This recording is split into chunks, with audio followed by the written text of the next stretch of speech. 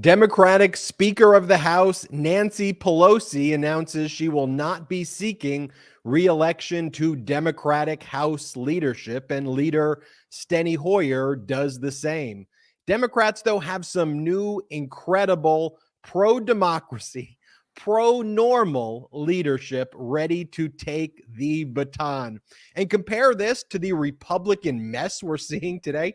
And do we still call them MAGA Republicans? Is that a thing? Or is it QAnon Republicans or Marjorie Taylor Greene Republicans? I don't know, brothers. You'll have to tell me. But before even assuming control of the House, Republicans are in complete disarray. It appears that Marjorie Taylor Greene will be the most prominent voice for Republicans, and the ability of Kevin McCarthy to become speaker, which is the thing he wants more than anything in life itself, seems to be in doubt. And it seems like it will just be an endless, dysfunctional weirdness, echo chamber, conspiracy theory galore. And Americans are going to get to see it. They are going to be exposed. And we also don't know the results yet of the Lauren Boebert congressional race against Democrat Adam Frisch. After cured ballots, Boebert leads by only 557 votes, and the race looks like it's headed for a recount. And we got some legal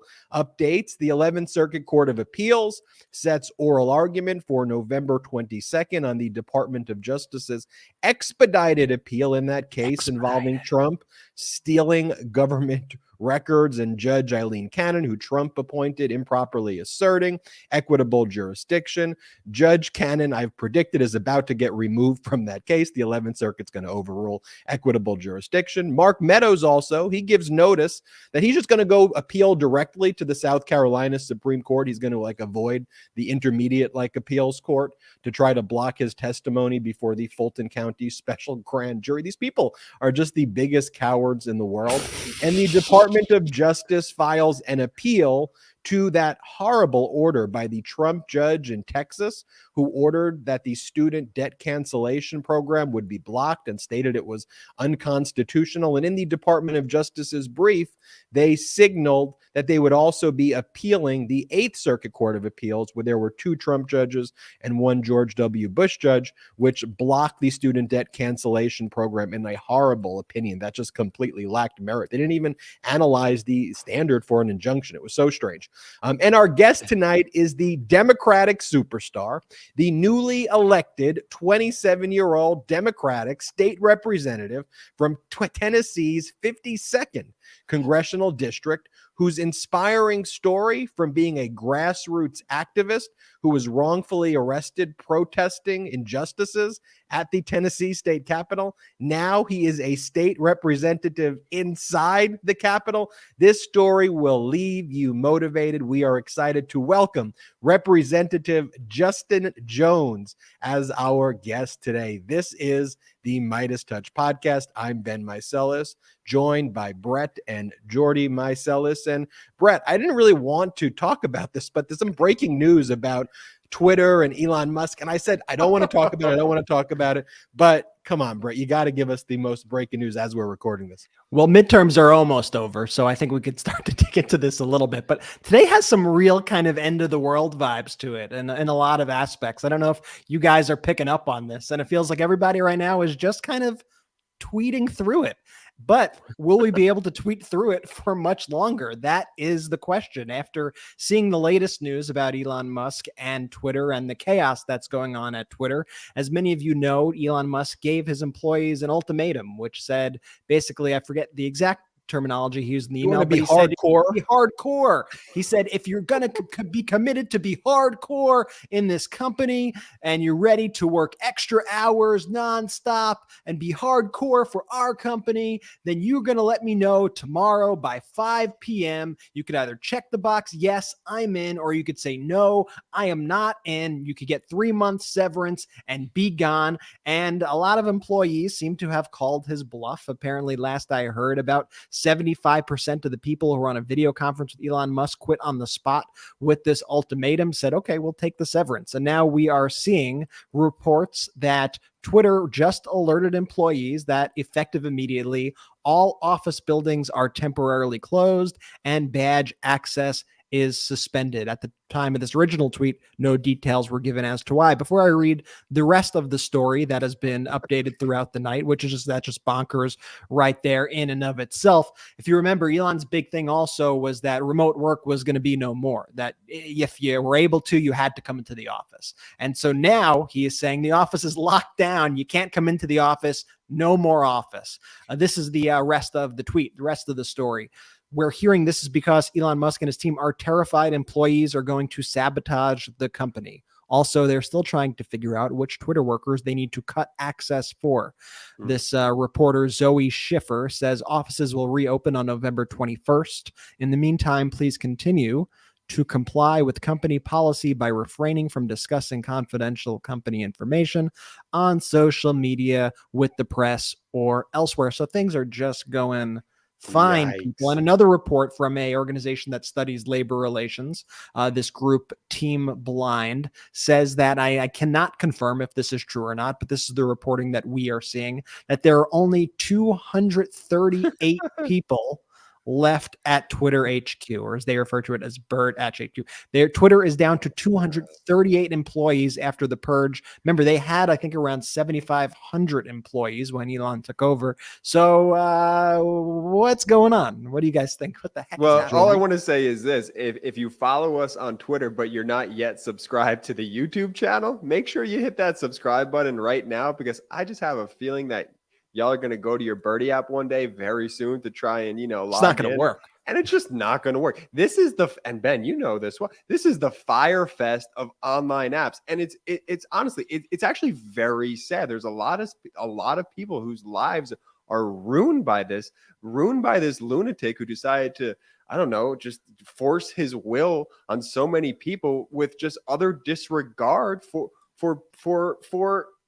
everything. I can't stand this guy, this Elon Musk. Yeah, I mean, it was the whole thing. 54.20. I'm buying this for $44 billion.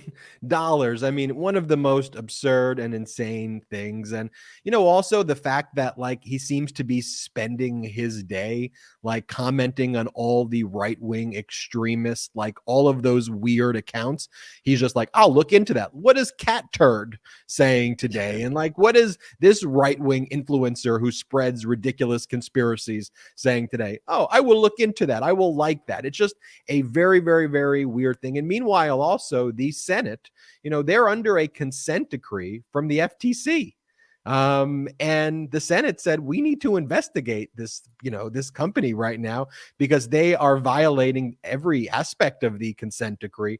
I think that Elon Musk's lawyer had reached out to Twitter employees and said that you will not be criminally prosecuted if you violate the consent decree. You can't do that. There's a case called Upjohn. Also, you don't represent the employees, number one. And number two, you can't make that representation as corporate counsel. So just completely in disarray. And it's very reminiscent, frankly, of do we still call them MAGA Republicans, or should we call them Marjorie Taylor Greene Republicans, because they're letting MTG Republicans? I like that segue. I said space laser Republicans when you were doing the intro, but I was on mute. I said 4 or 5 things while you were doing the intro, and I was wondering why you weren't acknowledging them. I just thought you were ignoring me, but I was actually on mute. So you silenced yourself. Let's be number one, Jordy. Go. Space lasers is actually all I remember at this moment of time, but I'm sure the rest will come back to me. All right, so we can confirm that Jordy had at least one. Are we done with the Twitter stuff? Because there's let's move off of it. Let's talk about Brett, Speaker of the House, Nancy Pelosi. She announced today on the House floor she will not be Speaker of the House.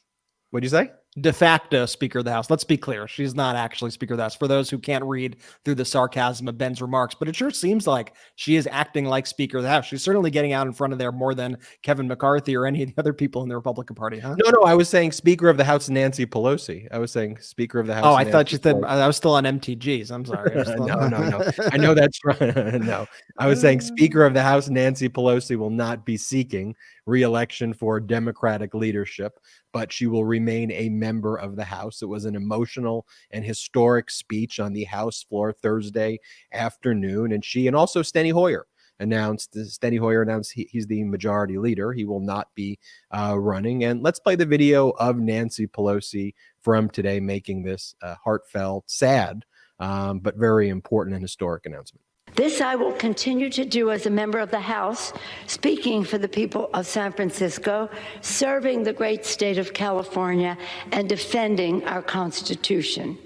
And with great confidence in our caucus, I will not seek re-election to Democratic leadership in the next Congress.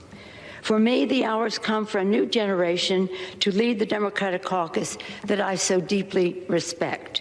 And I'm grateful that so many are ready and willing to shoulder this awesome responsibility.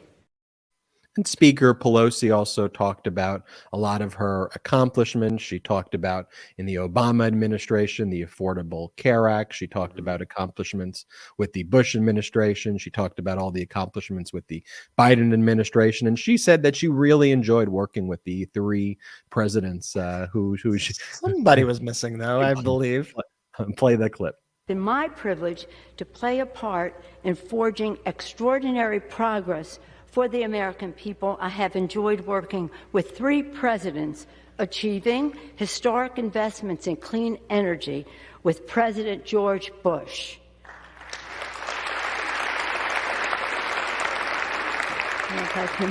Transformative health care reform with President Barack Obama.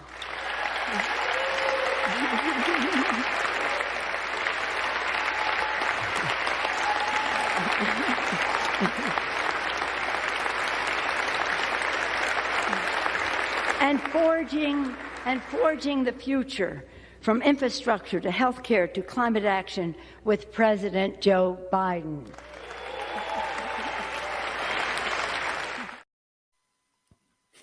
I mean, she read those three.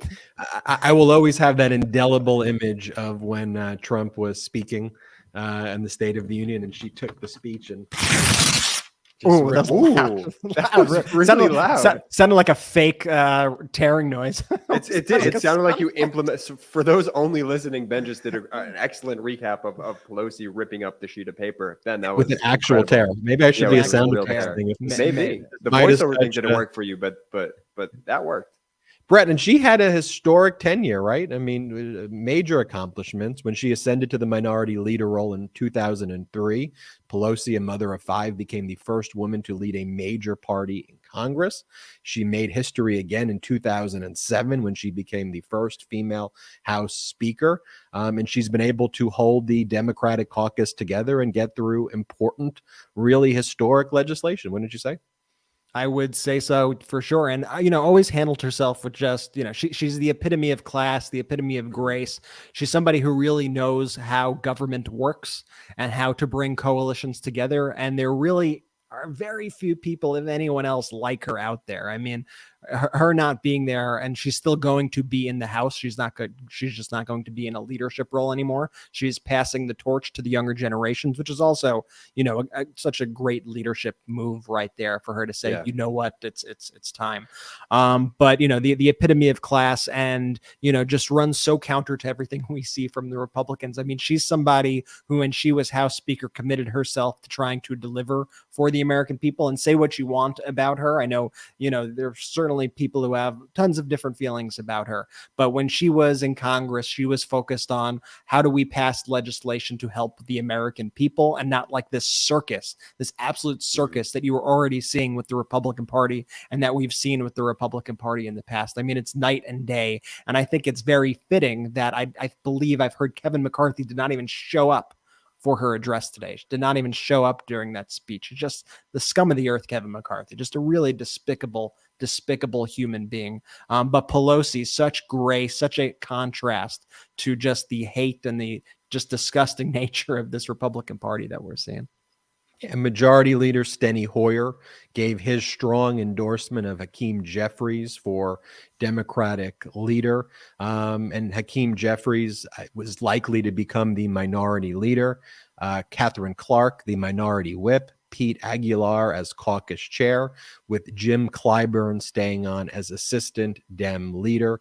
That's from a report by Hugo Lowell. So a great transition, right? A very calm, orderly transition. It looks like that's what's going to take place. And we compare that, though, to what's going on in the MTG Republican side of things. And look, you got Kevin McCarthy, who would just spend all of his days and nights at Mar-a-Lago, kissing Trump's ass, like literally that's what he would do. He basically sold his soul to get this speakership. This was all he's cared about. Country be damned. There was an internal conference meeting to elect a leader of the Republican Party. McCarthy won that. He was challenged by Andy Biggs. I mean, you got Andy Biggs versus McCarthy. I mean, both not anywhere near scintilla of team normal. Very strange. But McCarthy won that by a margin of 188 to 31 in the internal conference. But that's not enough, right, to become the Speaker of the House. He needs a majority, and he's well short of a majority. And Brett's just putting up right now a statement from Manu Raju, who says, I think it's very clear Kevin McCarthy does not have close to 218 votes. And that's quoting Representative Bob Good, a Republican representative. Representative Andy Biggs predicted some kind of consensus candidate will emerge and asked about chances that McCarthy will become the speaker. Biggs said flatly, he doesn't have the votes. Real Hamilton vibes right now. You don't have the votes. You don't have the votes. You're going to need congressional approval because you don't have the vote. You know the song I'm talking about? You got to know Hamilton, folks. No, I mean, Kevin McCarthy's in a weird place. Kevin McCarthy has dedicated like his entire life. He sleeps and dreams about being Speaker of the House.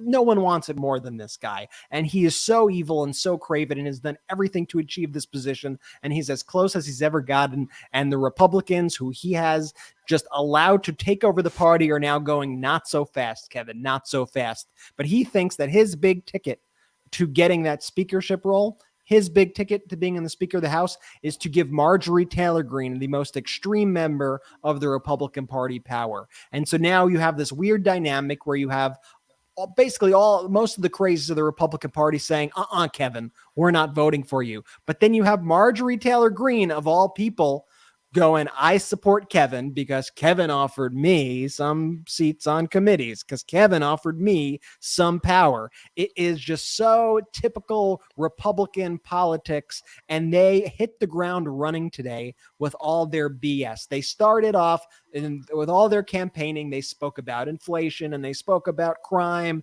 and they spoke about the border. They spoke about all these various issues. They had those whole commitment to America ceremonies where they laid out their plans, and Kevin McCarthy spoke in his deep listening voice and said, listen, I hear you. I know that you are going through tough, high prices. I understand. And that's why we as Republicans, that's why we're going to help you.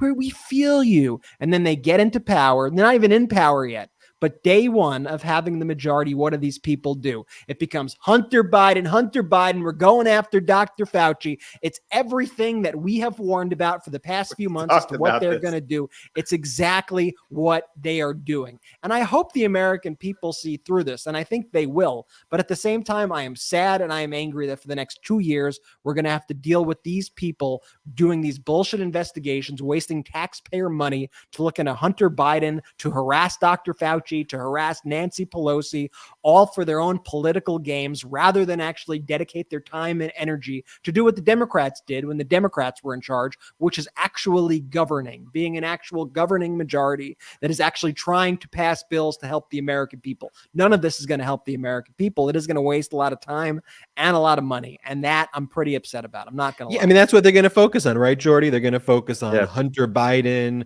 drag queens, arrest Fauci, CRT, book burning, Disney World. And it's like, that's not what Americans are focused on right now. Americans are focused on healthcare, education, infrastructure, true freedoms, the freedom of a woman to control her own body. That's what Americans are thinking about, to love who they want to love and marry. It's just so amazing. Like, it just, and hey, they gerrymandered their way into this position, very much so. If not for bad gerrymandering maps, the Democrats actually would have won the House if not for bad gerrymandering maps. But it's just so amazing that there are American people out there who fall for this con every single time. It's like we live in this infinite loop of stupidity where the Republicans come in, based off lies, based off saying shit and obstructing and lying and gaslighting. And then at the very end, they start trying to appeal to people's fears about crime and inflation and prices and act like they understand people's kitchen table issues. Then they get into power. And what do? They end up going full crazy. Like last time, it was Benghazi, which wasted millions of dollars, ended up turning up absolutely nothing. All of their investigations happened like this. This time we're doing Hunter Biden, we're doing Fauci, we're doing January 6th, but to harass Nancy Pelosi for her role in January 6th, as they say, this is the path that they are going down right now. And we could show you the clips. I'm not making this stuff up. We could show you the clip shortly. And then it's going to be 2 years of that. And then people are going to be like, maybe it wasn't such a good idea to put these people in power. You'll see a big shift back to the Democrats in 2024. And then the first year that the Democrats have power, people are going to be like, well, why isn't everything done yet? Why don't we pass all the policies? Why didn't you fix everything yet? Well, you just gave the arsonists power to burn the place down for another 2 years. We're trying to fix it, people. And then it's just the same cycle. It's ping pong. It's stupid ping pong. It's definitely stupid ping pong. But let me just say this, and I know it's not maybe the popular opinion of it all, but if there is a silver lining, and you guys always know I'm the one that looks for the silver linings in all these, let Marjorie speak. Let Marjorie speak. Give her the mic. Because what we saw in these last elections of the midterms, overwhelmingly, the American people reject this weird, ultra MAGA, cultish behavior. And so if that's being seen and played out on a constant, daily, hourly, minutely basis, I mean, that's just going to fire up the base, the pro-democracy, unapologetically pro-democracy, pro-normal folks to get out there and be like, you know what? These people actually aren't the ones who I want leading anymore. I want sane, competent, unapologetically pro-democracy folks at the mic, not Marjorie Taylor Greens. I could not agree more with you, Jordy. And that's why, I as I said earlier, you know what they say, never interrupt your enemy when they are making a mistake. And currently the Republican Party is making a huge mistake. But what we need to ensure is that this is a fatal mistake that cost them their majority, their very slim majority in a couple of years. And really, I want to destroy this party. I really, really, really do. I think they have no ability to govern. I think there are people who have voted for Republicans in the past who no longer do. I honestly think they're all on the Democratic side at this point, and then more by the day are coming. And as they see all this stuff, they're going to see more of this mass exodus, as we have spoken about on our show, of independents, of Republicans to the Democratic Party. And it's sad. I don't want a single party system here, but the Republicans have completely abdicated their ability to govern, their desire to govern. It is all just political games and political nonsense and conspiracy theories. And it's enough with them. It's enough with them. And I will dedicate every second of these next 2 years to making sure that they get out of power. You said don't interrupt your opposition when they are speaking. Let's play the clip of Republican Representative James Comer today, who was begging to be asked questions about Hunter Biden. Like that was his thing. Is like, but can we talk about Hunter Biden? This was so weird. So pathetic. Play this clip. My last question is just, what are the grounds? If we can keep it about Hunter Biden, this is kind of a big deal, we think. If we can keep it about Hunter Biden, that would be great. Yeah. I've never seen a politician actually force the media to ask him like a specific question. No, ask me about this. I want to talk about it.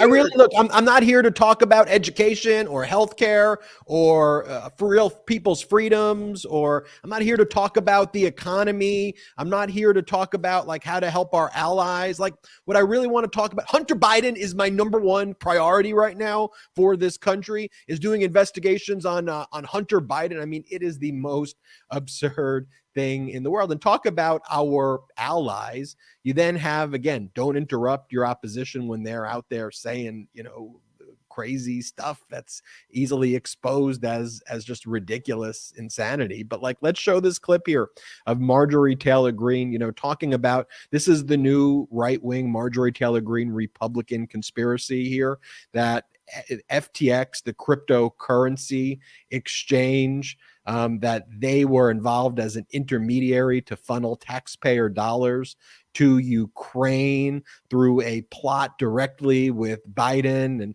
Brett, you gave a good description to me offline about, I had to call you up. I'm like, what is this? What's this? Because I was like, What's his conspiracy? Wasn't the right wing, like, aren't all these right wing people, like, weren't they the ones pushing like the crypto stuff? And they're saying Doji's on a rise and this one and that one. Like, that was like a right wing thing. Buy the tip. All of the right wing like podcasts all advertised for FTX, and this FTX company gave tens of millions of dollars to Republican PACs. They gave tens of millions of dollars to Democratic PACs, as organizations do. But like, if you go back and look at a lot of these people's podcasts, it's like brought to you by FTX. Like, they sponsored all of these Republican stuff. But Brett, let's play this clip of Marjorie Taylor Greene, break down for me what they're saying, and then I want to give you my thoughts. But let's talk about the aid to Ukraine. Here in the news, we're just finding out about the situation with FTX and the cryptocurrency. So is American people's taxpayer dollars going to fund aid in Ukraine, but yet it's really funding something else that's happening, maybe ending up in Democrat donors' pockets? Was that helping Democrat campaigns? Was that helping Democrat candidates get elected? All right, let's unwind this a little bit, because I'm sure a lot of you listening to this are like, what the hell is she talking about? And what is FTX and what is this whole thing? And I don't blame you, because it's like they speak their own language sometimes. I truthfully, even like when there people come and like try to troll comments on Twitter and things by saying things about the demon rats and whatever, it's like I need a Google Translate for MAGA. I need a Google Translate to understand what the hell Morse these code, people are talking about. But this whole thing is, there was this cryptocurrency exchange, has been explained, called FTX, and FTX had a lot of money. It grew quickly in popularity. They had, I believe, Super Bowl commercials where they had celebrities. It was being pumped on all of these right-wing podcasts. You know, crypto is a big part of the right-wing ecosystem. It's been a big part. I'm not saying only right-wing people do crypto, but it certainly has taken a foothold in this right-wing ecosystem, and they were kind of the core people selling this thing throughout their podcast networks and whatnot. Stadiums named after FTX. I mean, it was huge. Yeah, and so the company, gets a lot of money from all these investors hoping to get rich off crypto, and it basically goes belly up. That's kind of its own other story that we get into another time. But for the sake of this story, all you have to know is that the company crashes their deposits, though, Brett, and they use their deposits to basically rob from Peter to pay Paul. They also had a hedge fund called Alameda. So they took people's deposits on the currency exchange to then pay for what they were doing on their hedge fund. And then when people realized they were doing that, everyone said, all right, well, give me my money back. And then they had a liquidity crisis because they couldn't give the money back because they were taking the money. And so this company went from being valued at billions and billions of dollars to being now bankrupt because of, that. And it's unlawful. It's a big no-no. You don't take money from deposits and steal it so you can give it. But anyway, that's the underlying issue. I just wanted to say that with FTX. But go on, Brett, about what the claim here is. That it's this young entrepreneur, Sam Bankman-Fried, I believe his name. They call him SBF as the initials that he goes by. And he is like this young kind of tech bro-y figure who, in a lot of ways reminds me of a version of like an Elizabeth Holmes, the Theranos woman. And I'm sure there will be a series and a Netflix doc or whatever about this whole scenario, probably about Twitter too, because Elon is looking like that's the direction where all this is going. But those are the vibes you get, kind of big promises. And at the end of the day, it's all a fraud. It's all a Ponzi scheme. And so basically, they had a ton of money, and FTX donated tens of millions of dollars to Democrats. I think the SBF dude donated something like 42 million to like a Democratic PAC. And then he also himself had given to Republicans. Then the other executive gave something like $25 million or so, I'm ballparking it here, to Republicans. So it was going to both sides, wealthy people, investment banks and stuff. I mean, they do that. They give money to PACs. That's a part of our politics. I'm not for it, but it's a part of our politics that exists. Where the Ukraine stuff comes in is FTX partnered with a fundraising site that was called Aid for Ukraine. They basically provided the technology where people who had cryptocurrency could use their cryptocurrency, could donate that cryptocurrency to the Ukrainian humanitarian organizations. And this in between, what they would do is it would convert the cryptocurrency into cash and get it to the Ukrainian humanitarian organizations. That was it. It was a way to donate to the Ukrainian humanitarian effort. Now they're trying to spread this idea that this means Republicans were involved in investing in FTX. And this is where it kind of gets weird. And I mean, if it hasn't gotten weird yet, this is where it gets even weirder, because Republicans have been spreading this lie that U.S. tax dollars went to Ukraine in the form of this military and humanitarian aid.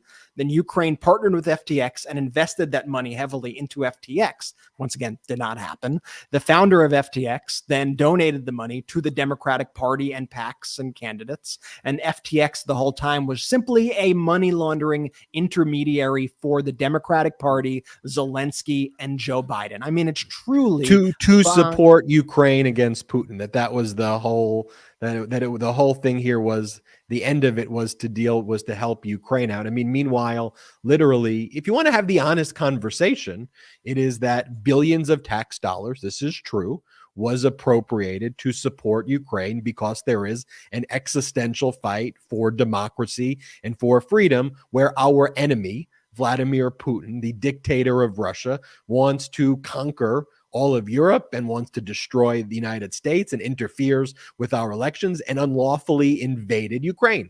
So if you want to have the honest debate, and what Marjorie Taylor Greene wants to say, we shouldn't give money to Ukraine, at least she's structuring the debate on the terms that we could say, well, of course we do. We don't support Vladimir Putin. And then we can get out to the heart of what this is really about, which is what they're basically saying, though, is that Vladimir Putin. That's it. What it really is about is that they support Putin, but they want to create this whole conspiracy rather than get into the heart of what the actual issue is. Because tens of billions of dollars went to Ukraine, we support that. Americans should support that. There's an international effort to stop Putin's aggression and lawful invasion, but yet they approach it from this conspiracy angle to lie and to gaslight the American people. Yeah, I mean, they want you to think that Ukraine took the money given to them from the U.S. government, invested it in this FTX, built up Ukraine, and Zelensky built up FTX personally, and then they funneled that money from FTX to Democratic candidates to win the midterms. It's just the most, like, on its face, it just doesn't even make any sense at all. But they are so confident in this story. And you have even people like Elon Musk who are pushing this story. You have right-wing investors kind of pushing this story. They're trying to absolve themselves of blame for pushing crypto, for being on the wrong side of this. And they are frankly doing Putin's bidding here by spreading conspiracy theories against Ukraine and against the United States' support of Ukraine. The truth is, yes, of course, the U.S. sent money to Ukraine. That's not a secret. It's a very transparent process. It's public. It's been voted on. The spending is all tracked. You could go online and see it. Ukraine never invested in FTX. They're not investors of FTX. They received humanitarian aid from people who had crypto, who wanted to donate crypto based on a platform that FTX helped facilitate. And that is the end of it. But it's just nonstop conspiracy theories. Remember, we played that clip of Charlie Kirk from the last time where he goes, I wonder, it was the Wendy Rogers with Charlie Kirk, the, what is she, a state representative or whatever in ours, or whatever she is. She's a kook from Arizona. Jeez. But, you know, she was like, I wonder, we all this time, were we living in a bubble? Were we just in a bubble, an echo chamber? That they go back the next day to their echo chambers, spreading these same lies that the average American doesn't even know what the heck they are speaking about. It's truly like, who knows what they're talking about? I love it. Give them the mics. Give them the mics. Let them keep speaking, because every time they speak, we get another voter on our side. I mean, these people are absolutely ridiculous. And then you go to like their influencers again, like Ben Shapiro. Like, look, as we're talking about here on the podcast, like, what are the issues we talk about here?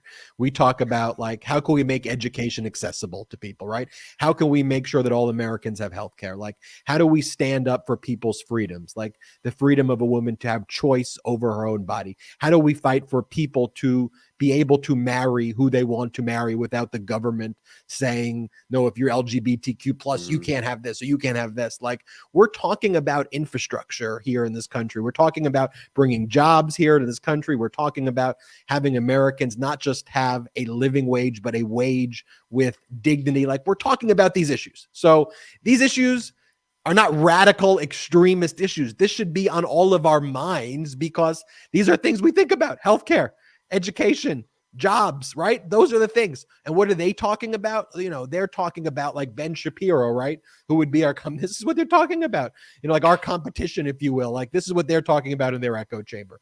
As Disney begins pushing Strange World for next week's release, here's the reminder that their, quote, not at all secret gay agenda to target kids is ongoing.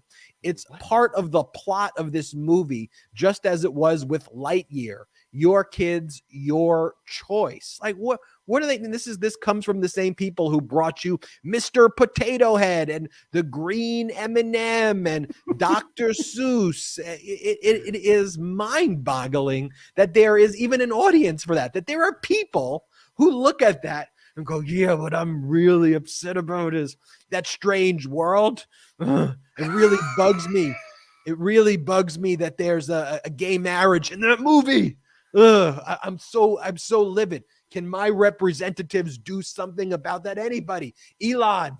I love when they all ask Elon too. Like that's like one of their. That is a new thing Elon. that I see now. Yeah, I've seen that in Twitter reply. Elon, what do you think? Elon, could you confirm? What do you think? Tell me how to think, Daddy. It's like the most ridiculous, pathetic thing. They're like, oh well, we gotta kill woke. Woke died. Yeah, we killed woke, dude. Like, care about your families, care about people. Like, have some empathy, have some damn empathy, and understand what government is for. It's not to fight your culture war battles. Government is here to actually help people, and you apparently do not give a shit about other people. So step aside and let the adults in the room do the job, if that's what you think, and stick to your weirdo message boards, stick to your 4chans, and stay the hell out of our government. It's just sick and deranged, and Americans are done with it, and they told them that we are done with it, and they're only going to get their ass kicked further and further by continuing down this path. It is absolutely ridiculous.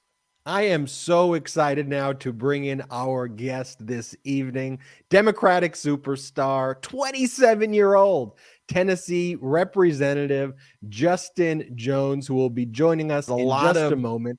But before Justin Jones joins us, I do want to let everybody know, though, that if you can, we've got a Patreon website at patreon.com/MeidasTouch. Would you consider becoming a patron of the Meidas Touch Network? You know, we are not funded by any outside investors. That right there is a pretty radical concept, Brett and Jordy. So we are not funded by any of those millionaire or billionaire investors who fund the both sides media, who fund the pro-fascist the FTX media. going through the portal to think we've showed how important true independently funded media is right now, where you're not beholden to those corporate interests. So that's why we have Patreon, and you can become a patron. There's lots of exclusive content that you can only see on patreon.com. Now, we still will have all of the great content we do for free here on YouTube, so don't worry about that. But there is exclusive Q&As and bonus podcasts and so much more. There's even a tier where you could become an honorary producer of the Meidas Touch podcast, and your name will appear at the end of the episode. You can get a poster that shows that you are an honorary producer, get postcards from us. There's exclusive merch drops on our Patreon and so much more. But most importantly, it will help grow this platform. So go check it out. Patreon.com/MeidasTouch. And please, no matter where you are in the world, no worries if you can't do it. I know you subscribe to a lot of things, but I think that one is a really important one, and it will help grow this community together. Because more than anything, this is a community and not just some network. This and who knows, at this rate, you might not even have another place to find us. So Can I just say one more quick thing about the Patreon real quick? Yeah. We did a spicy Q&A the other night for our patrons out there, and we got some good reviews on that one. So I think if you join now, you could still get access to prior content that we posted. Yep, so you can check out what I'm talking about. And you can ask questions for the next one. And I have one word, and we'll just leave it cryptic. Frozen gushers. Wow. Frozen gushers. He did it. Wow. He said it. He said it. This podcast is also brought to you by our partner, Athletic Greens. Our next partner has a product I use literally every day, and I started taking Athletic Greens because I had all of those vitamins and pills and gummies, and just was not doing the job. But with Athletic Greens, in this one cup of this green superfood powder, I just scoop it. I put it in this cup. I put some water in it. I shake it up. I drink it. I got all the vitamins I need for the day. It's made me feel great. I hope it's made me look okay, but it's made me feel great and gave me all the energy I need. So what is this stuff? With one delicious scoop of Athletic Greens, you're absorbing 75 high quality vitamins, minerals, whole food source superfoods, probiotics, and adaptogens to help you start your day right.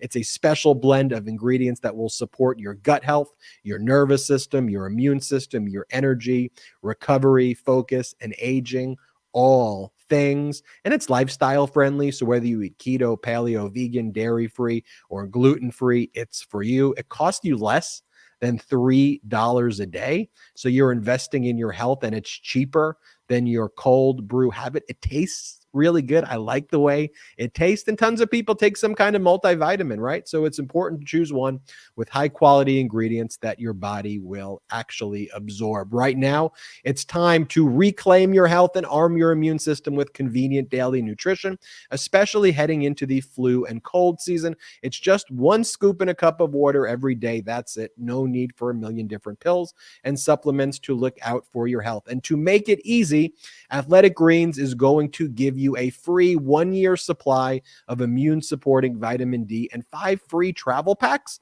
with your first purchase. Unbelievable. All you have to do is visit athleticgreens.com/Midas. Again, that's athleticgreens.com/Midas to take ownership over your health and pick up the ultimate daily nutritional insurance. I really do love Athletic Greens, and I love to endorse products that I actually use, and I use that every day. Now let's bring in our interview with Democratic superstar, Tennessee Representative Justin Jones.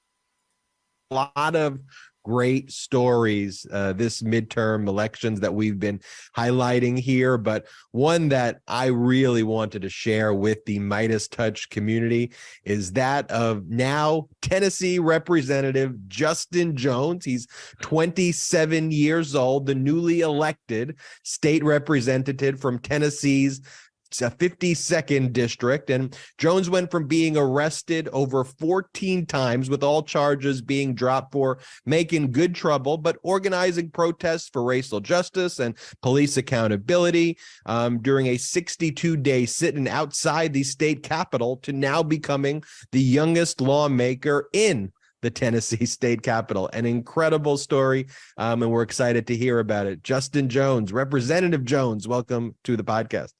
Thank you so much, brothers. It's an honor to be here. Thank you. So let's hear about your background. So I got to tell you, a friend of the podcast, Gloria Johnson, who's a representative in Tennessee, said, you got to speak with Representative Jones. The story's incredible. And I looked into your background, but I want to hear it from you. Tell us how you went from being, activist to running for office, and all of the roadblocks that you faced, including being arrested 14 times.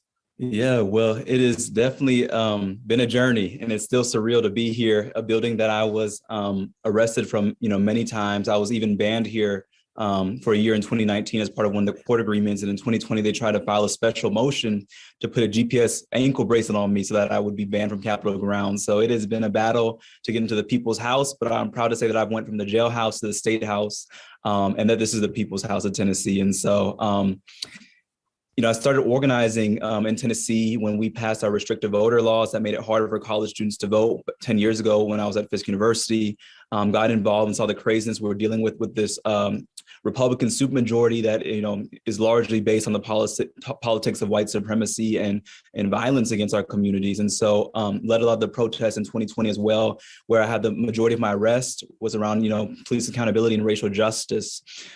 We had multiple demands. One was to, demilitarize the Tennessee Highway Patrol, to look at shifting funding to social services and social workers, and also to remove the statue of a KKK leader that we have in our state capitol that had been there since 1978.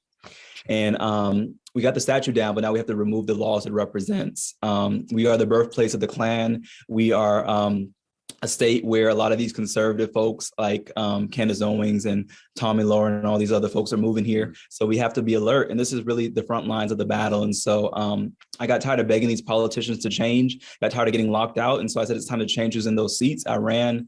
I'm the youngest lawmaker currently serving. I'm also the first Black lawmaker in my district, District 52, which is the most diverse district in Tennessee. So hope that's a okay background synopsis. So I want to show all of our viewers and listeners the video of you heading into the Capitol for the first time, a place where you were arrested in front of. And then after I play the video, I want to get your reaction. And if you could just tell us like what was going through your mind as you made that journey. So let's play the clip.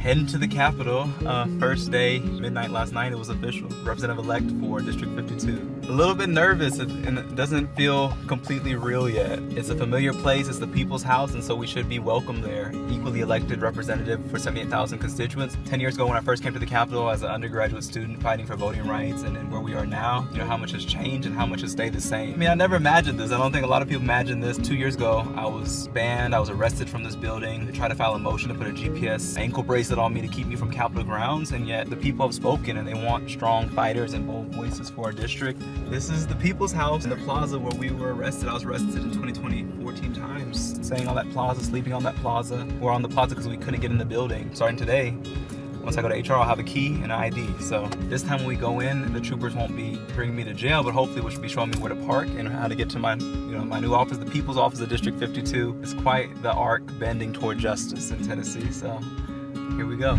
So if you can tell us about like what was going through your mind at that time. It was just, I mean, until I walked in and got, we get these security pins, we get our badges. I don't know where I put my badge, we're official now. Yeah. And so, the same troopers who arrested me had to show me, that same agent had to show me where to park and, so, say, Representative, this is your parking place. And it feels surreal. I see colleagues, I see representatives who have shut the door in my face, who now are my colleagues. I see spaces of power that people like me are not supposed to be in, where they can't keep us out anymore. And I, the important thing too that I keep emphasizing is that, this is for the people. Like, I think that's really what I'm trying to do with my election, is demystify the process, put transparency in here. That's why that video, we wanted to show people like, this is what the process is. Because most of us, I didn't realize it happens the next day after you get elected in Tennessee. Our state law, you become the representative the next day at midnight, actually. And so, a lot of us didn't know that. And so the process we go through, I'm grateful for the Tennessee Hall for covering that experience that was very surreal. That's still surreal. I brought a large picture of people who inspire me, of John Lewis, who was also a young person who got arrested in Nashville right here outside the state capitol, desegregating lunch counters, and then went to Congress. And so I think, we have a history here in Nashville of young people getting in good trouble, getting in the way, and disrupting systems of injustice. And so I'm hopeful.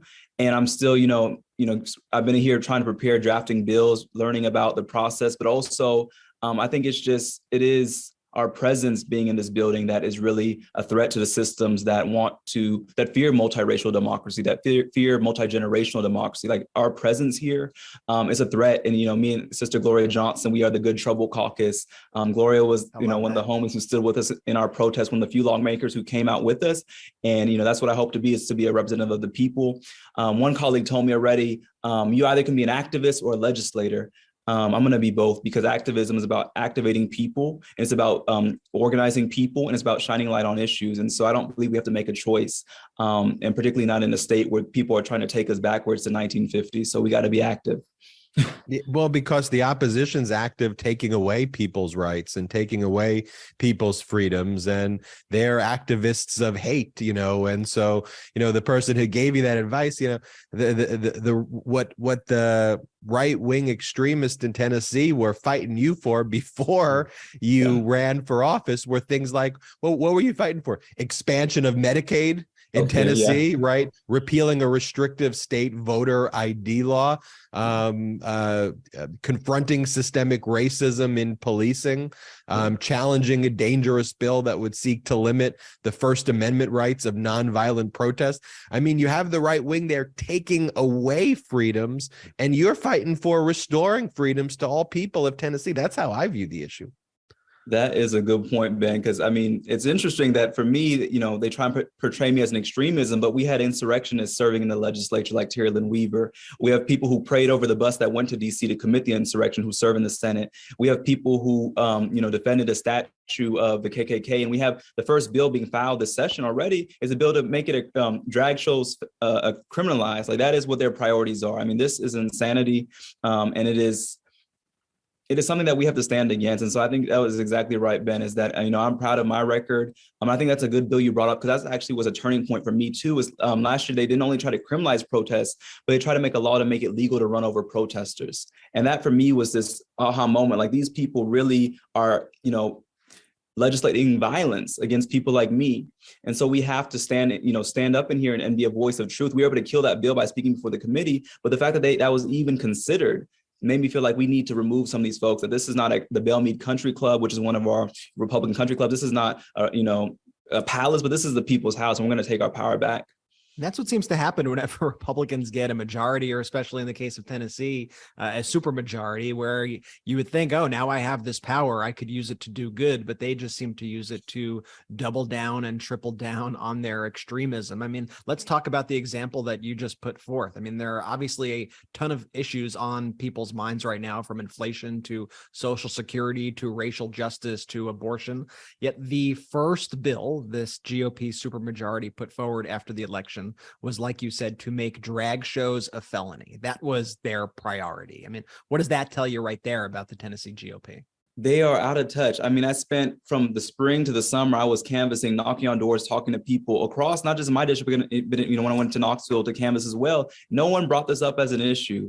But for them, because of some type of fragile masculinity or whatever they're dealing with, projection, this was a priority for them to file right after, the morning after the election. I'm very concerned that if this is what they go to sleep thinking about and fearing, that the people in their districts have no representation, because statewide, we have hundreds of thousands of people who don't have health care. We have the highest number of low-wage workers in Tennessee. Tennessee is one of the most unequal states economically when we look at our tax system. We tax groceries, but we have, we don't tax corporations. And so, this is the issues that we're dealing with. And so my message to them is that we need to go to their districts and really shame these harmful, policy agenda that is not about the people, but that's about, hate, and that's about creating this type of Southern aristocracy is what I would call it. They're trying to, they're doing this politics that serves the interests of a very few by divide and conquer, by keeping us afraid of each other, by trying to keep us in silos. But like I told one of my constituents who called me last night, who is a drag star performer, who called me saying that this is going to put them in danger and make them afraid to be in their own skin, is that if they come from one of us, they come for all of us, whether it's racial justice, whether it's our LGBT community, whether it is women, we're going to stand together, because they've been,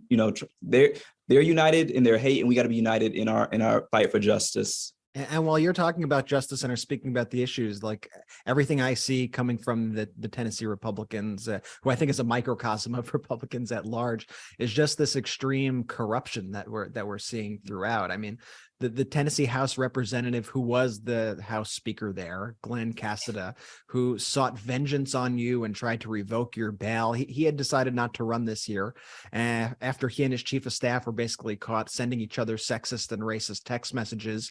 And his home, and you can correct me if I'm wrong on any of these facts here, his home and office were raided by the FBI. He was indicted for a role in an illegal kickback scheme.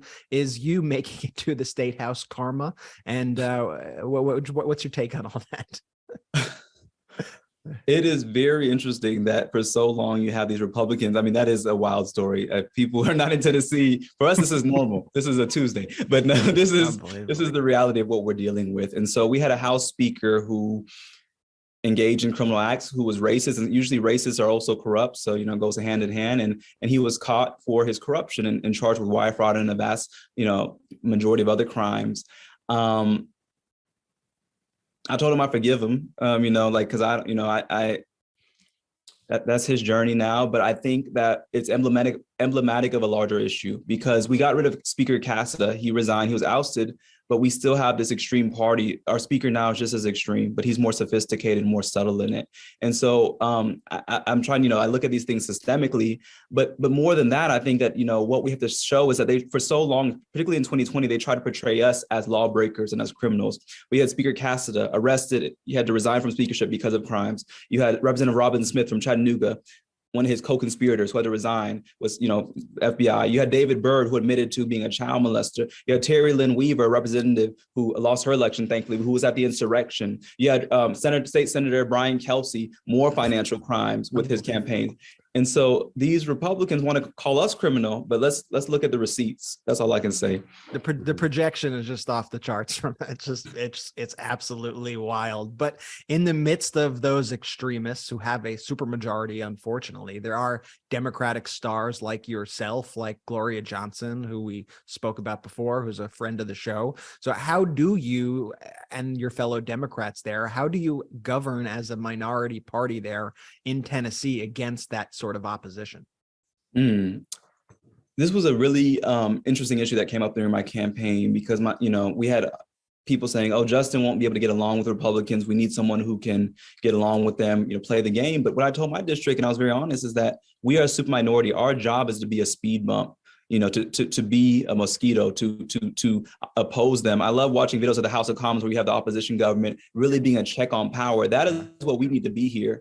And I know so many, particularly here, there's this type of Stockholm syndrome where people are afraid to speak up, and be get in good trouble, as John Lewis called it. But that is what we have to do, where we have nothing to lose. We have now 24 Democrats in the state House of Representatives out of 99. We are a super minority, and they remind us of that every day. And so our job is to disrupt harmful bills, is to organize our districts, is to open the doors, to stand with the people, whether it's labor unions, whether it's women's rights groups. We need to be with them and make sure that we can use these pins or whatever they give us to give them access, to let them know that they are welcome in the people's house, and that we'll sit in these committees and let them speak and be their voice as well, and speak with them, to try and make it so that what's happening is not happening in secrecy or in darkness.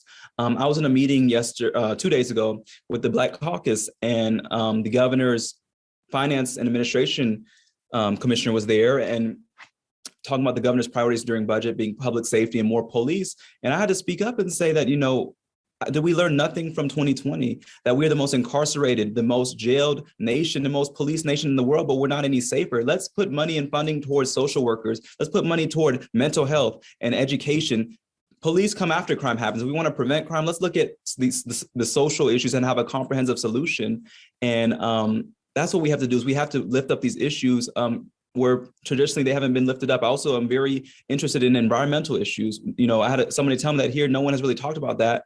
But being the only person in this body in my 20s, I know we're gonna have to deal with the climate crisis that is already here. And so we have to take this seriously. And I have colleagues who are saying that's not real, it's snowing outside. But their grandchildren are gonna be dealing with the effects of this issue. Mm-hmm. And Tennessee needs to take it seriously. Unbelievable. I've heard you now bring up the late, great John Lewis a few times here, an absolute legend, powerhouse. What is his, and you actually had brought his poster into the office with you, which I think is pretty cool. So when you look at that poster as you come into your office every day now, what does that image, what does his legacy mean to you? And how do you, I guess, plan to go from here now and cause even more good trouble? I have the honor of working in DC in 2016 when John Lewis led the sit-in on the floor of Congress. And that for me was a defining moment that, even in this position, that we can still be genuine and authentic to the values to which we are, which led us to these seats. And so when I look at John Lewis, I think about this poster, which actually I say from 2020, we had a vigil after he passed. And I remember I found out that he passed away while sitting outside the Nashville jail, waiting for some of my friends to get out from the protests of 2020. And it hit me because he is somebody who I admire. I also went to the same university, Fisk University. And I remember when I went to DC, I was an interning from him, but I stopped by his office one afternoon and I waited a few minutes, and his assistant said, he'll have a moment, just a quick moment to talk to you. But when he came out and I told him I was at Fisk, he spent over 30 minutes going around to every picture in his office saying, cool. CT Vivian, wow. Here's James Lawson, and just talking about that legacy and the fact that he poured that into me. And then he said, you'll really appreciate this. And he went into his desk and took out his frame arrest certificate from Nashville. And I'm like, that is the type of that is the type of public servant that, we need. And that's somebody who it just breaks my heart, but I know that his spirit is with us.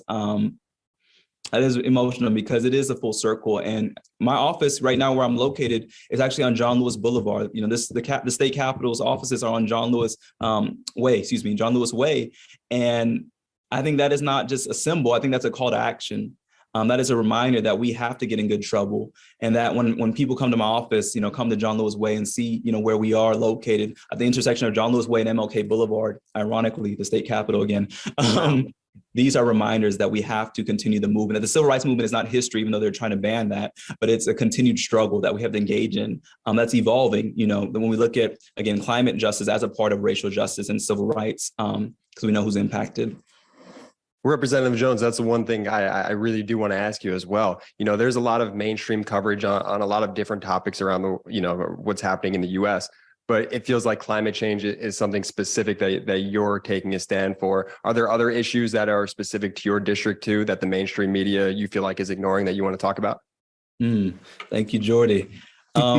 There's so many issues. I mean, my district, and it's unique even in Tennessee, where again, it's the most diverse district. We have over 62 languages spoken in my district. And so in Tennessee, you know, look, we have a large refugee population and people who, they said, you know, politicians don't come to us because we don't vote, you know, but we still are impacted by the laws. And so, I just hope that we look at how legislation is impacting those who even are undocumented, those who are refugees and those who don't have the right to vote. But also more than that, I think what I'm concerned about really now is how oftentimes media normalizes white supremacist violence here as like it's normal. Like that speech that was given a few nights ago by that crazy man should not have been given that type of traction. And we see that a lot in Tennessee, where we hear extremists given the same platform where they try and parallel us. Like they try and put me as an extreme and put the KKK as the other extreme. I'm like, we're talking about giving people healthcare. We're talking about giving people voting rights. They're talking about, killing folks. How are we? Yeah. They're like, well, we need to go to the middle. That's not what we need to do. Is we need to don't equivocate us. Don't make us equals. Exactly. And so I think that's a concern that I have is that they call us extremists, but we have to be clear, even in media, about who is extreme. There's one party who's trying to, not even a party, but there's a group, an elite group of people. Here, it's these wealthy white men, predominantly from Williamson County, who are trying to hold on to power. It's the richest county in Tennessee, and everybody else is hurt. Like, I really believe that the South, I'm here in Tennessee, I believe that the only thing that will save us is a multiracial movement, and that we have to get outside of places like Nashville, but we have to go to rural counties, go to Grundy County, which is the poorest county in Tennessee, go to Giles County, where the Klan was founded, because their hospitals are closing these rural counties. They are being impacted by these low wages, and their representatives are out here talking about drag shows. We need to shame them and show that we have the same issues in my district that you have in your rural districts, but you've made these wedge issues, these type of sensational, crazy non-issues that have nothing to do with the people. Facts.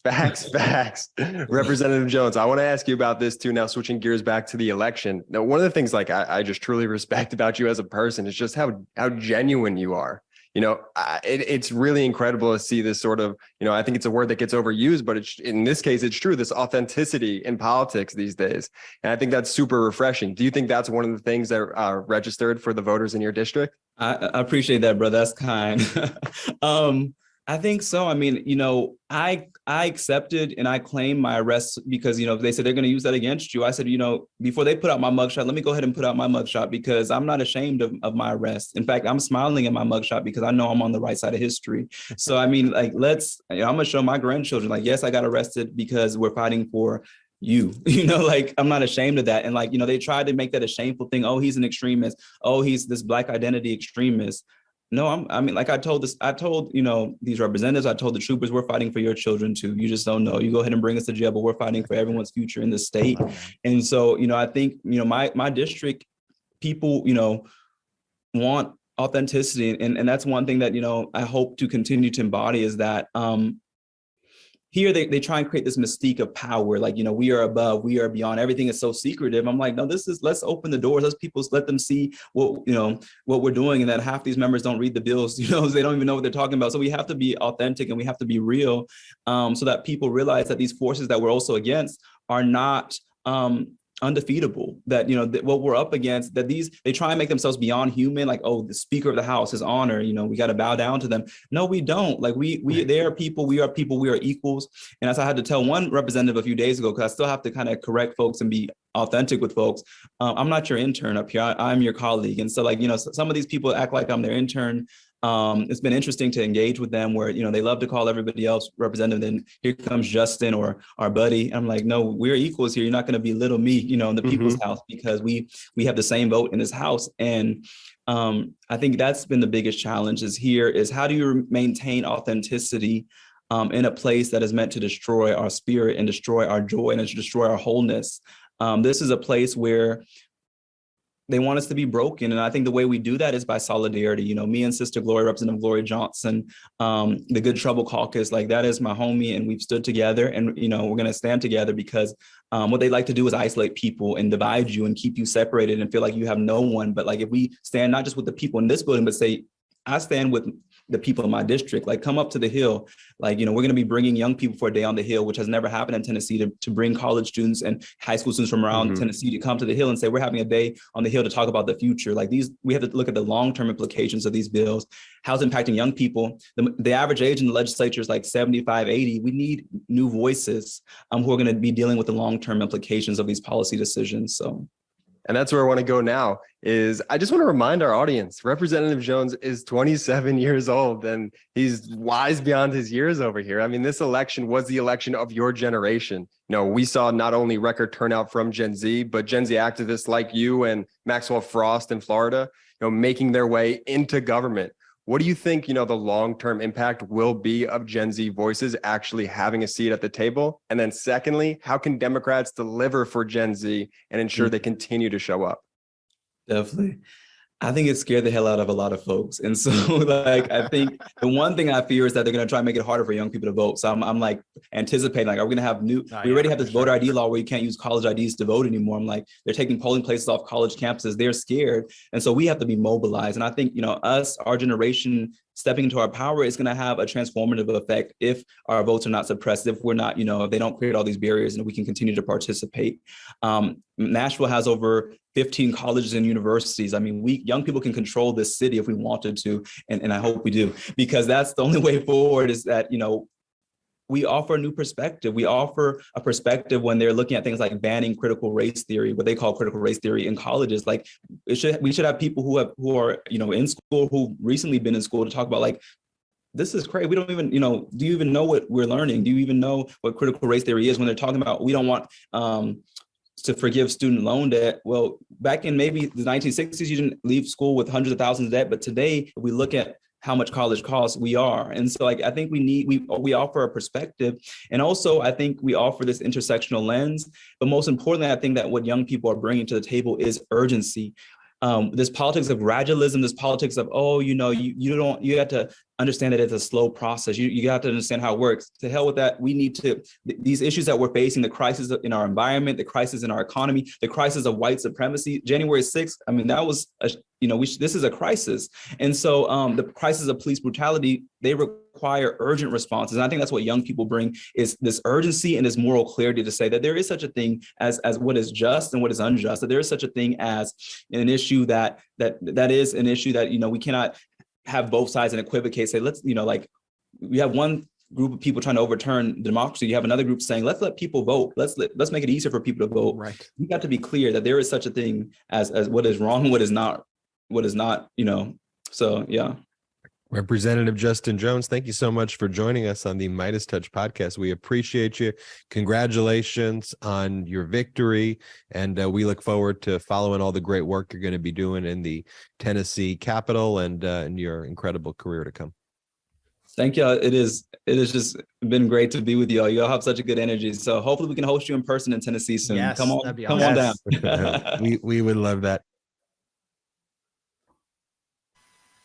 There Superstar, you have it. superstar. Representative Justin Jones. Jordy, what Gen Z, man? Is that Gen Z or Superstar. millennial? Showing up. You know, he's Gen Z, but also on the cusp of millennial. It really depends where his birthday falls. So let me do some research and I'll get back to you before the end of the pod. Brett, what'd you think? do some I mean, incredible, like so inspiring. I mean, Gen Z is going to take over, whether he's Gen Z or millennial. Gen Z is taking over. But he's absolutely crushing it. I mean, from what did he say, from the jailhouse to the state house? What an inspiring story. Right. Somebody who is really, truly doesn't just talk the talk, but walks the walk, and is getting out there and is really living up to the legacy of the great late John Lewis. Just really, really awesome to see. Really, really inspiring. I'll give a quick update right now. What do you think? Should we give a quick update on Colorado's third with Lauren Boebert and Adam Frisch? So I'm seeing a few conflicting reports depending on where the votes are counted. But one thing is for certain: this race is heading to a recount. Let's not get our hopes up here. Lauren Boebert, of course, has the advantage, her being in the lead, but her lead has just dwindled so much. Basically, when we were doing this show live, her lead was virtually cut in half. I am seeing a bit of conflicting reports. When I did the math myself, I looked like she was just 551 votes ahead. I'm seeing some people say 557. I'm seeing some people say 543. Either way, roughly 550 votes ahead. Lauren Boebert, her lead just slashed in half with the new ballot drop, with the new ballots counted. And hey, I think this shows us, when we say every vote counts, every vote truly counts here. But we should be incredibly proud of, the fight that we put up here, regardless of the ultimate outcome. I mean, Adam Frisch defied all odds here to take on Lauren Boebert, and we will see what happens, and we will definitely keep you up to date. We got some more to talk about. I know Ben wants to break down some quick hits on the news, but first, I want to tell you all about a little company, a little sponsor of this show called Aspiration. I just really, really am loving Aspiration because it fits in with the ethos of our show so much. When it comes to climate action, your money is power. They mean that literally, people. With Aspiration, a new kind of change is in your pocket. Simply by moving your money to Aspiration, you're giving your deposits a cleaner, greener home. Aspiration is a climate-friendly alternative for your money. You get an account and debit card that's built to help your wallet and the planet. Aspiration helps you plant a tree by rounding up every swipe of your debit card. Genius right there off the bat. Love that. Aspiration's been hard at work helping people align their money with their values, funding the planting of over 100 million trees, on their way to funding the planting of 1 billion. That's with a B, everybody. Wow. By 2030. It's no wonder why Forbes, NerdWallet, and the Penny Hoarder recommend Aspiration for the eco-conscious. Best of all,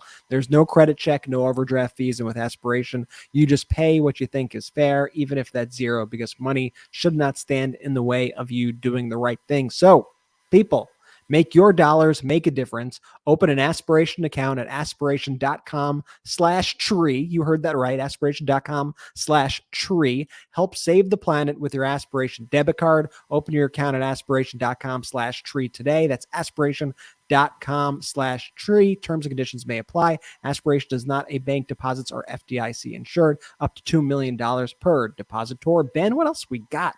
Some legal updates, some January 6th committee updates. The January 6th committee yesterday hit back hard on former Vice President Pence, who is doing this media tour to promote his book that nobody is going to buy, but I'll probably have some PAC buy it so they could inflate the numbers. This is some of the weirdest appearances by Pence. He did this weird CNN town hall and spoke with a bunch of networks where he would just say things like, I looked deep down into my heart, and first and foremost, I'm a Christian.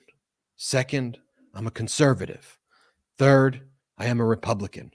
And despite the fact that Donald Trump tried to kill me, I would vote for him again. I've thought long and hard about it with my family. I've prayed on it, and I've decided that I will be supporting him and any Republican and the election deniers. I mean, I'm slightly exaggerating, but that's basically what he said. And the January 6th committee said, one, like, what are you talking about? And two, like, Pence would attack the January 6th committee. Meanwhile, the January 6th committee pretty much was just talking to Pence advisors, like Pence's former chief of staff, Mark Short, and Pence's former general counsel, Greg Jacobs, and, everyone in the Trump administration, from Trump's lawyers, Pat Cipollone to Patrick Philbin, all of the witnesses were Republicans. And the fact that Pence is saying, I've closed the door. I will not talk to the January 6th committee because I am deeply concerned that it is a partisan witch hunt against the person who tried to kill me. I mean, it is literal. I mean, it's just like, is there any more delusional than this man? Is there anyone more delusional than this? Like, this man really thinks that he has a chance in hell of being president, of being the nominee. Like, are you kidding me? Who are you? Know, I think I saw something that says, does the book come with a spine, or is it spineless just like Pence? And like, how do you not like, I think voters, I think what the midterm showed by and large, like, don't you want people who are just normal, like pro-normal, and would go, yeah, he tried to kill me. He tried to overthrow our democracy. Trump, like, I am pissed off. I am livid at that. Our democratic institutions here, our small d democracy institutions are critical. And Pence like, well, I'm first a Christian, I'm second a conservative, and third I'm a Republican. So of course I have to support the election denying candidates who also supported the effort to kill me. But why wouldn't I support them? Because they tried to kill you.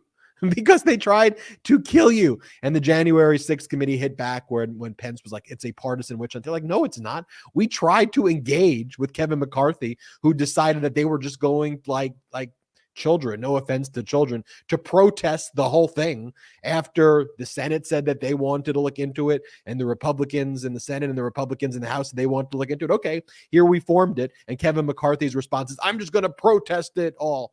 So that's one January 6th committee update right there. Also, according to Hugo Lowell, who just reported this breaking news, the January 6th committee has created a subcommittee led by Jamie Raskin to decide on criminal referrals and what materials to share with the Justice Department, according to Chair Benny Thompson and other members. I expect that they're going to recommend a criminal referral of Donald Trump and others in Trump's inner circle. I don't know what you think, Brett Jordy, but I'm pretty confident that that's what they're going. Yes.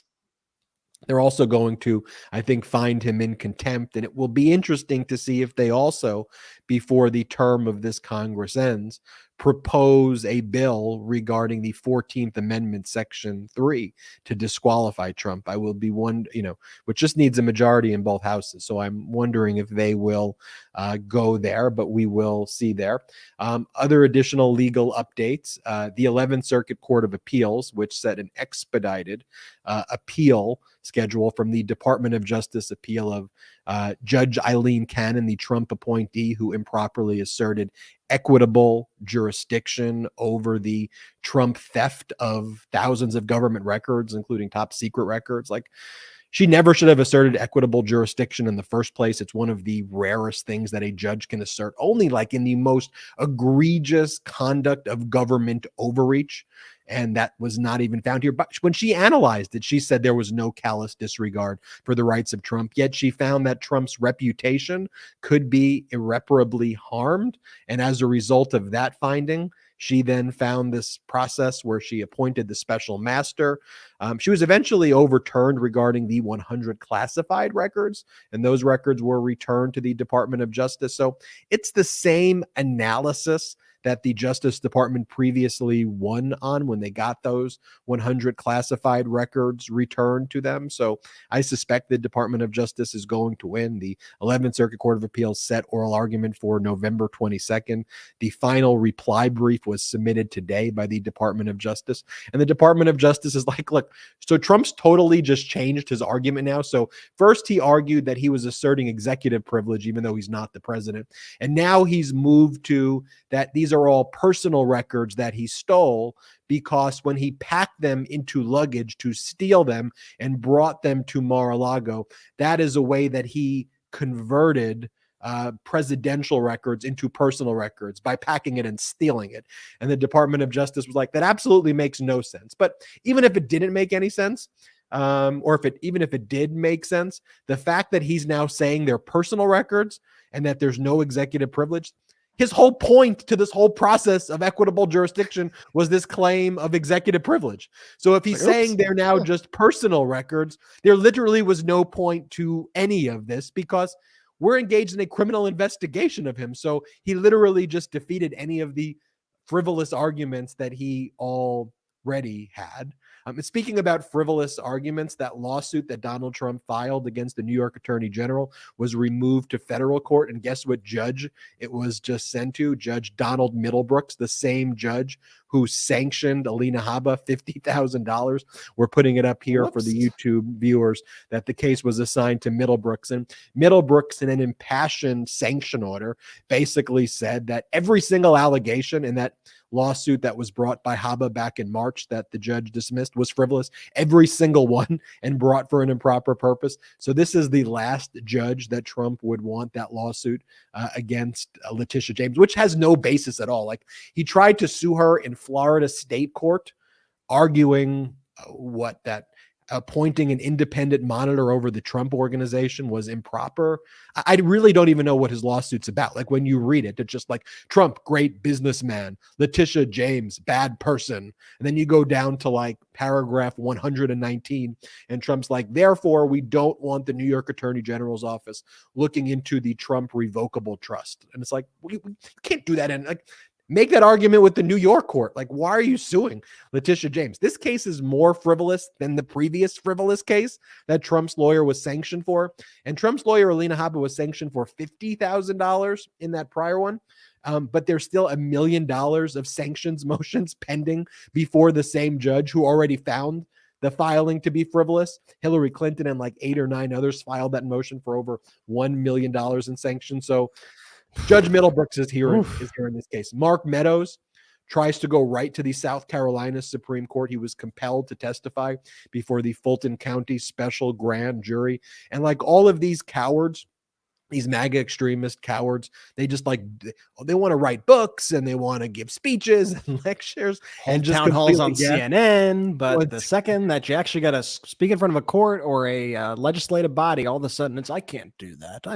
I'm offended that you would want me to speak about that. But let me write in my book that you could buy, and I'll go on CNN to promote it. And Jake Tapper will host me, and I will spend 2 hours promoting it to the world. And I'll say, you know what, that day, I'll use my deep voice and I'll say, you know, that day was a difficult day, but, you know, my faith makes it so that I must proceed. And then I was just so offended by the fact that the January 6th committee would want me to speak to them. And I am honestly, I'm sick of the liars. I'm sick of the cheaters. I'm sick of these con artists. And if 2022 was the year that the blue wall held and stop autocracy from taking over, I damn sure hope that 2023 is the year of justice and accountability. And I'm going to put that into the air right now, because I'm sick of all these people. You could tell this episode, I'm at my wit's end with these people. I'm done with you all. Jordy. Jordy's mic is not working great, but you could talk. It's just making a whistling noise. Mark Meadows had lost in state court. It's a 2-step process when you need to compel an out-of-state witness. Mark Meadows, I believe, either lives in North Carolina, South Carolina, or Washington, D.C., because he votes in all 3 places, but he claims to be a resident of South Carolina. So first, the attorney general, or the district attorney, rather, has to get the subpoena in the state. Fani Willis gets the subpoena within the state of Georgia, Fulton County Court, finding that Mark Meadows is a material witness. Then you go to South Carolina. South Carolina agreed, material witness, compelled him to testify. And now Meadows goes directly to the Supreme Court before even going to the Court of Appeals. He's set to testify, though, November 30th currently. And so we'll see if we'll see what happens there. We will keep everybody updated, but this is just their pattern. And Biden is going to file an appeal. He's already filed a motion to stay the order by the Trump appointee judge in Texas who blocked the student debt cancellation program. That was Judge Mark Pittman, who found that under the HEROES Act, that the Secretary of Education did not have the authority to grant the student debt cancellation program or to provide for the student debt cancellation program, and found that it was like an improper use of executive authority. And on a major question, Congress didn't specifically talk about student debt cancellation in the HEROES Act. So therefore, the executive cannot act on it, even though the HEROES Act statute specifically says, or in other emergency situations, that the head of the Department of Education can act to cancel student debt. But I guess that part he read out of the statute. Then he found like a weird for standing. There were 2 students in that case who filed the lawsuit, and they basically said it was one student who only got $10,000 of student debt relief. cancellation and wanted 20,000 that was being given to the Pell Grants. So that was the basis. I want the full 20,000. The fact that I got some relief, but not more of the relief, that was the basis of standing. And someone else had a commercial loan and didn't get the student debt cancellation benefits. And so they argued that because they didn't get the benefit, they have standing to sue.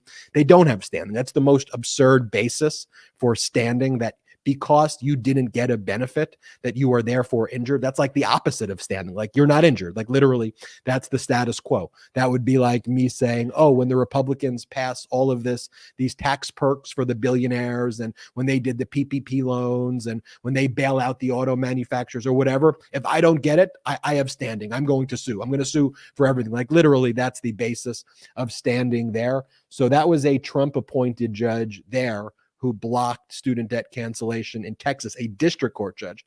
But then also in the Eighth Circuit Court of Appeals, on an appeal from the Eastern District of Missouri, that Eighth Circuit Court of Appeals granted an injunction blocking the student debt cancellation program, basically indefinitely, pending an appeal, which can take years. And so the Biden administration signaled they're going to appeal both of those, the Eighth Circuit Court of Appeals to the Supreme Court. The problem, though, if I'm just being completely honest with the Biden appealing the Eighth Circuit's order to the Supreme Court, it goes to Brett Kavanaugh. Brett Kavanaugh is the emergency supervising judge over the Eighth Circuit Court of Appeals. And even if Brett Kavanaugh directs it to the full panel of these Supreme Court justices, it's 6-3 against pro-democracy. It's like 6 MAGA extremist judges there. And so even if Chief Justice Roberts votes with the pro-democracy coalition on the bench, you're still going to have 5 who are likely going to side with the Eighth Circuit. And the Eighth Circuit opinion was just like not well reasoned at all. Like, they didn't even analyze the HEROES Act issue. They just found, because this was an issue of like major public concern, that therefore they're going to grant an injunction. Like, they literally did not even do the analysis of the law. They just found, okay, there may be standing here. But that case was brought by the Republican-led states. So they didn't even analyze any of the other states other than the state of Missouri. And Missouri has this affiliated agency, which isn't a state actor, but that agency collects student debt. And so the idea being that the state would be damaged by the failure to collect student loans. And so that was the basis of finding standing, even though the district court judge found that that wasn't standing.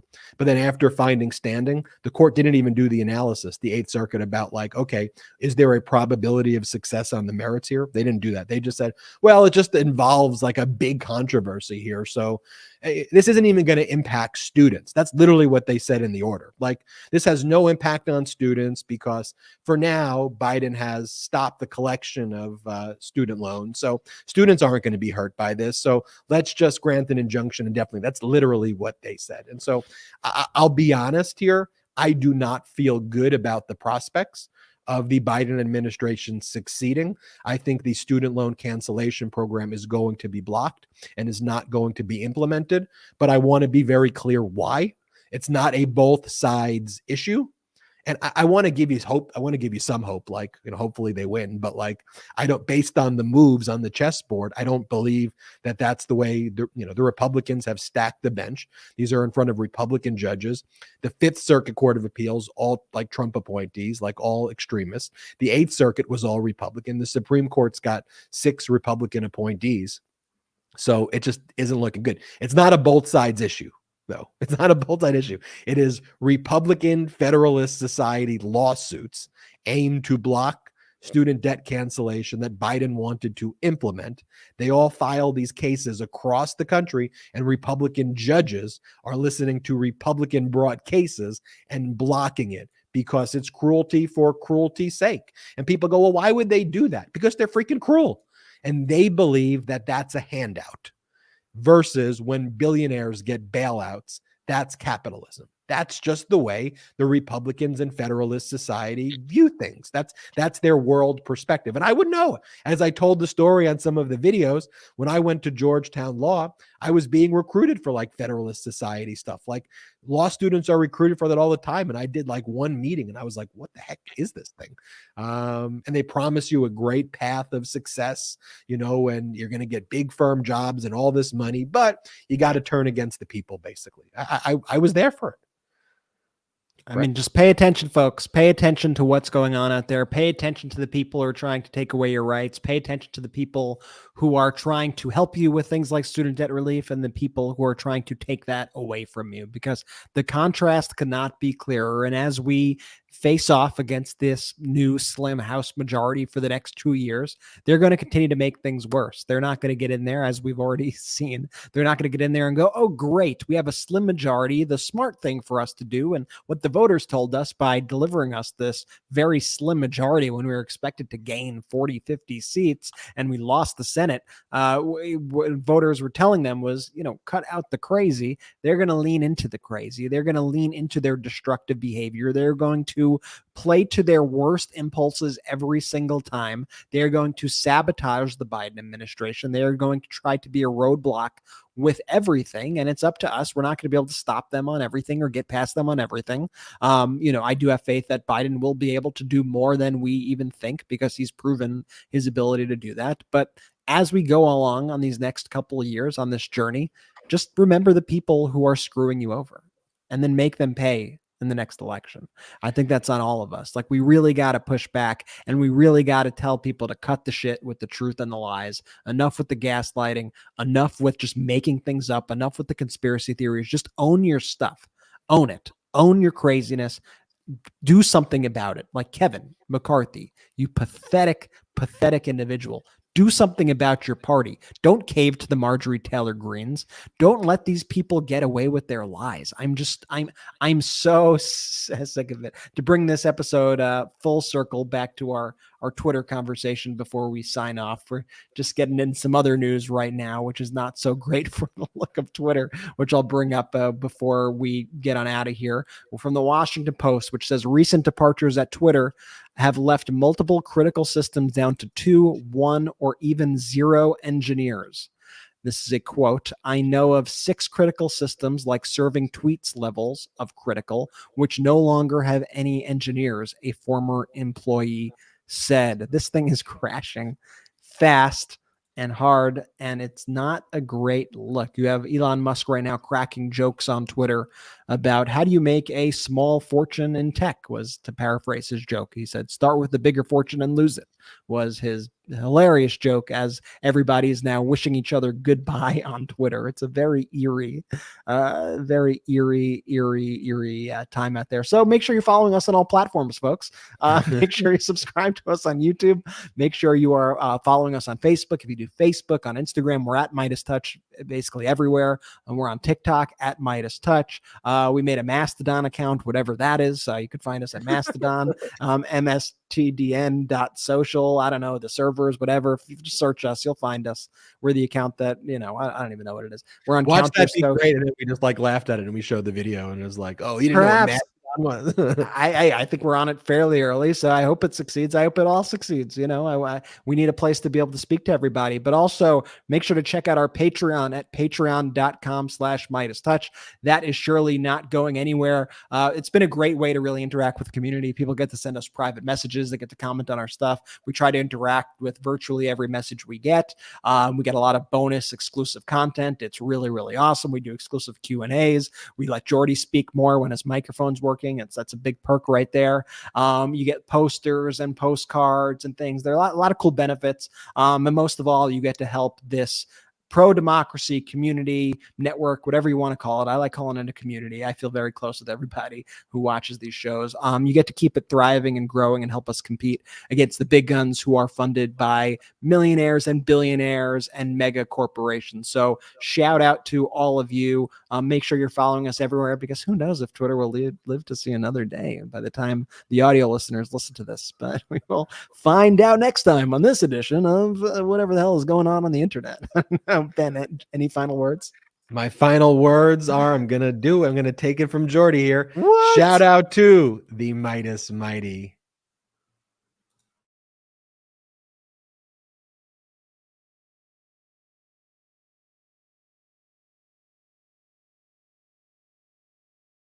At Midas Touch, we are unapologetically pro-democracy, and we demand justice and accountability. That's why we're spreading our message to Convict 45. That's right. Gear up right now with your Convict 45 tees and pins at store.MidasTouch.com. That's store.MidasTouch.com.